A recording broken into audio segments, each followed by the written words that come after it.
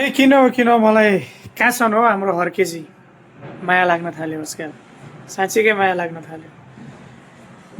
जुन दिनदेखि हाम्रो बालेन अनि घन्टी पार्टीहरू आफ्नो त्यो प्रचार गर्न जाँदै हुनुहुन्छ होइन, पार्टीको लागि जनतामा जाँदै हुनुहुन्छ, त्यो दिनदेखि मैले त देखेको छैन है।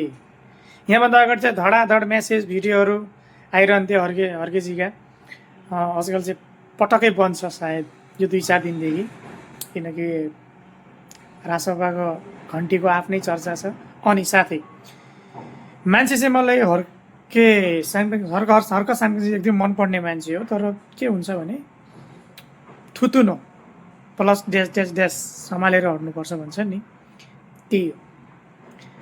मान्छे चाहिँ उहाँको विचार चाहिँ एकदम हक्कादक्की मान्छे, विचार चाहिँ एकदम राम्रो होइन, काम गर्न खोज्ने खालको, तर थुतुनो चाहिँ अलि त्यो घमण्ड भन्ने कि त्यसलाई ओभर कन्फिडेन्ट भन्ने कि के भन्ने, अब त्यो तपाईँहरूले आफै जानुहोस्।